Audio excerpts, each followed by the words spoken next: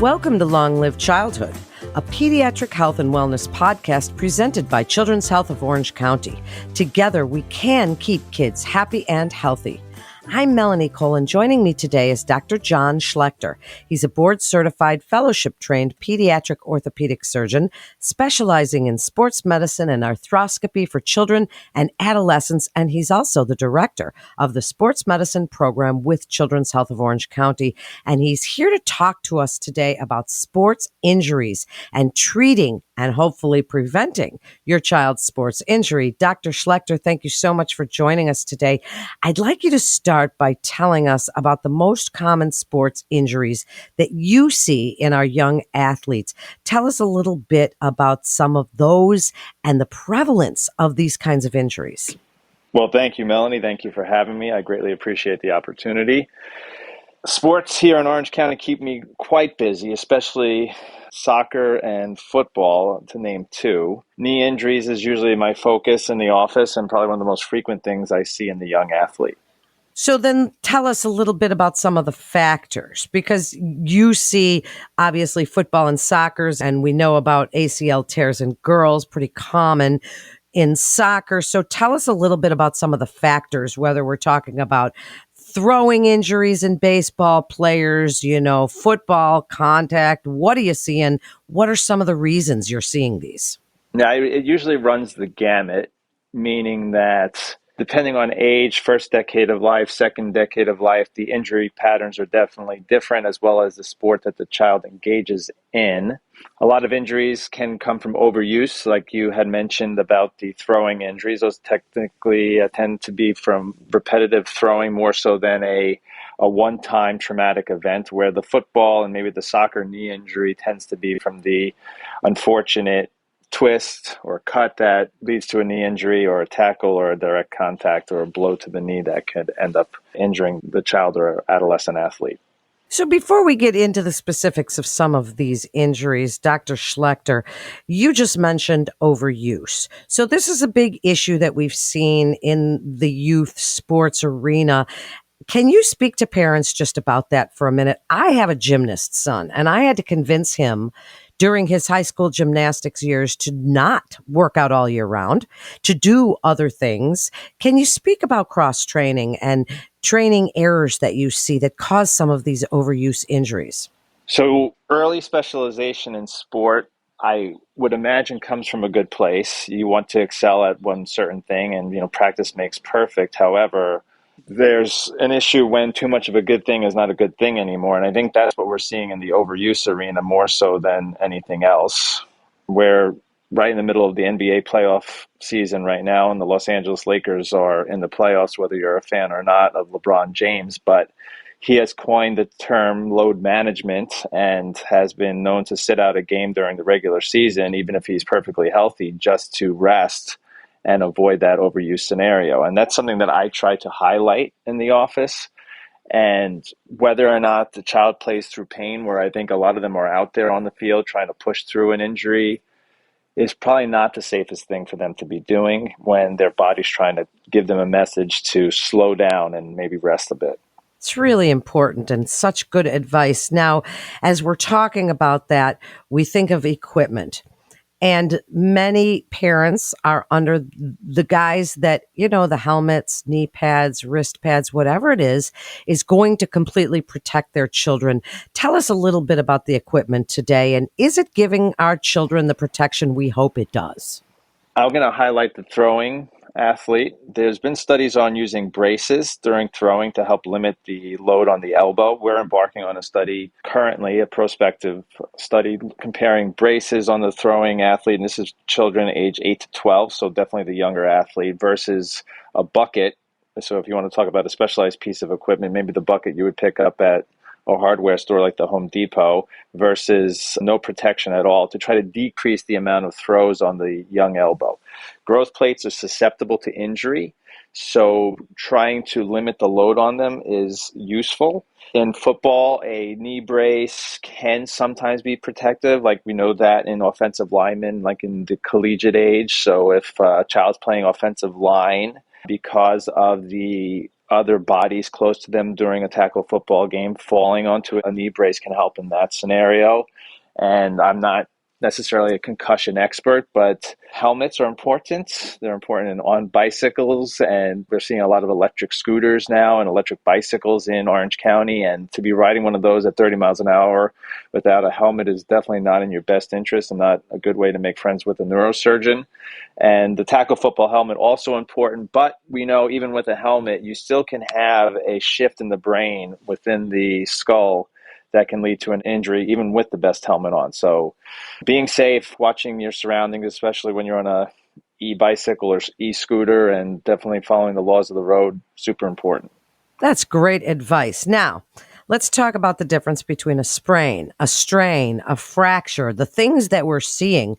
Parents don't know what these are. Tell us a little bit about the differences and which one of those requires us to either go to the ER or urgent care or our local orthopedic clinic and get an x-ray. I think that's a great question, Melanie. So technically, a sprain is an injury to a ligament. One of the most common we see is in the ankle. Sprains usually come in different degrees. To make it simple, we'll say grade 1, grade 2, and grade 3. Grade 1 is just maybe a little stretch. Grade 2, the partial tearing of the ligament. And grade 3 can be a complete tear of the ligament. So technically, an ACL tear is a sprain, and a complete ACL tear would be a grade 3 or a complete tear of that ligament. Now, some ligaments, depending on where they are in the body, can lead to more issues, instability, and dysfunction. And then those symptoms usually prompt a visit with a physician, and then the physician can best decide via history, physical examination, and imaging studies what the degree of the injury is and what the treatment to be rendered may need to be. So when in doubt, I think seeking the skills and services of a sports medicine trained physician is probably always in the athlete's best interest. In regards to a strain, those tend to be more of the muscle unit. Again, most strains can be rehabilitated with home remedies of rest, ice, heat, stretching, knee sleeves or thigh sleeves, compression, and then a slow return to sport. Typically for return to sport and adequate rest, what I usually tell families in the office is for however long it takes for the pain or dysfunction to go away, and this is, again, let's say for an injury that is not too severe, usually I'll have them double that amount of time and then return at 50% intensity. So let's say it takes 2 weeks for the symptoms to subside. You would rest 4 weeks, and then if you play 4 hours a week, you would go back and play 2 hours a week. And then lastly, a fracture is a break in the bone. It can be, again, different grades. So a bad bone contusion, in technical terms, can be a microtrabecular fracture of the bone. And in layman's terms, I usually explain that as if you look at like a sponge and there's a crack within the sponge, but the sponge overall is intact, that's kind of that bone bruise or that deep bone bruise. So that could be a fracture. There could be non-displaced fractures. Some of the most common are in the wrist. In the growing child, you can have a growth plate fracture that's non-displaced that can almost mimic a wrist sprain or strain. And then, of course, the complete fracture where the bone is unfortunately in half and can be displaced and needs to be reset or sometimes needs to undergo surgery for best outcome. Well, thank you for that comprehensive explanation. Listeners, you can just rewind and listen to that part again. So what does swelling in a joint mean? Again, there's a spectrum that can be present with swelling. It could be rather benign from maybe just overuse. It could represent an inflammatory condition such as an arthritis. It can represent an infection, Lyme disease. So, we're not in an area necessarily where Lyme disease is common here in Southern California, but people do travel. So swelling in a joint could represent an infection, and it could represent an injury such as a ligament tear or a meniscal tear if it follows a trauma. Cartilage damage does occur with overuse over time in children. So if there's pain associated with swelling, that's probably a little worse than just pain alone. And if you're shopping in the produce aisle and your swelling looks like something bigger than a lime, a lemon, or starts getting to that grapefruit size, that's something I would definitely seek evaluation for. So as we're talking about treatments, we're going to start with just the home treatments, that first line treatment that parents, coaches should really know about. And you mentioned rice, you mentioned rest, ice, heat, bracing. Are you a heat guy, an ice person. What do we do if there's a muscle injury and our kids come home, they've got a sore shoulder, wrist, elbow, knees, whatever it is? Are we using heat? Are we using cold? I think there's some controversy Yes, there is. regarding that. So I usually go with whatever feels best. Ice, I guess the theory in my mind is to decrease blood flow to a region.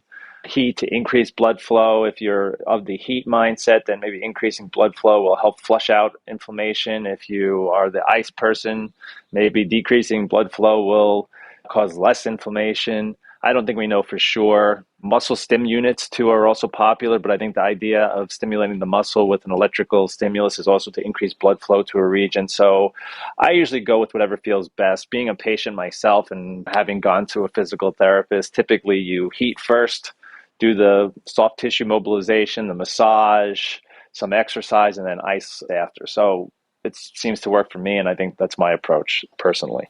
It is. What really feels best is what's so important.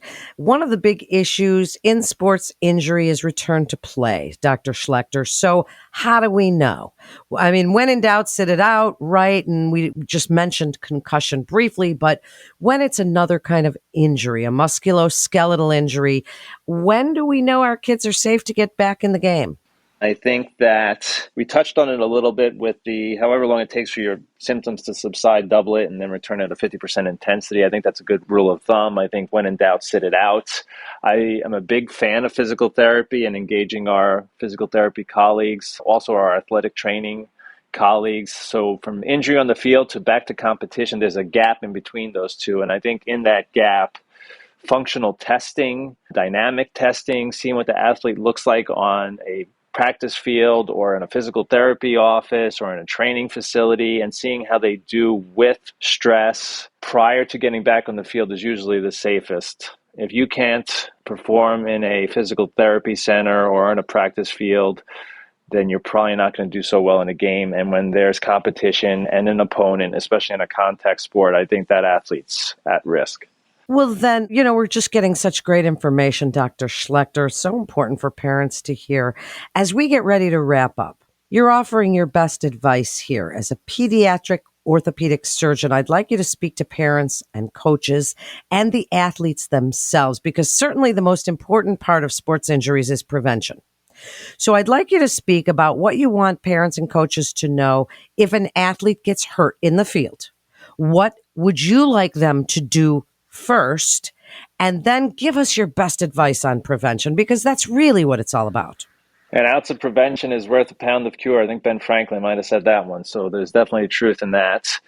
I think LeBron James again and load management comes up. So I think just sometimes saying no to an event is super important. Listen to your body. And if you're just not feeling happy and healthy and like you're in your best condition, yes, sometimes it's important as an athlete to push through that. And I think, as a good coach, the coach tries to have the athlete do that. But there are times where you're just going to have to say no. There's such pressure on children and young athletes to perform, to try to get to that next level. There's feeder teams that children have to perform on prior to making a high school team. So there's those pressures. There's the pressure of scholarship. But I think managing the pressure is also super important. So I think everything in moderation, including moderation, is important. And sometimes you do have to push it. But I think listening to your body is super important. And also taking that time off. We like to say 3 months off a year, whether it needs to be 3 months in a row or just 3 months spread out over 12. I think that's a good rule of thumb. And during those 3 months, maybe cross-train or seek out the advice of a strength and conditioning coach who understands children is super important, and the developing, growing skeleton, to try to hone in on skills that maybe can prevent injury. So for anterior cruciate ligament tears, there are prevention programs out there that athletes can learn during the off season and use for warm up prior to competition. And when there's an injury on the field, withdrawing from that competition is probably safest, and then seeking out the specialization of somebody who really understands children at a children's center is probably best bet. And urgent cares, although they're very useful and they're handy in the community, sometimes they don't have the level of expertise that is present at a pediatric centric institution. What a great point and such informative episode this was. Dr. Schlechter, thank you so much for joining us today. And for more pediatric health and wellness tips, you can visit chalk.org. It's that simple. Thank you so much for listening to Long Live Childhood, a pediatric health and wellness podcast presented by Children's Health of Orange County. Together we are keeping kids happy and healthy. And please, parents, remember to share on your social channels as we're all learning from the experts at Chalk together. I'm Melanie Cole. Thanks so much for joining us today.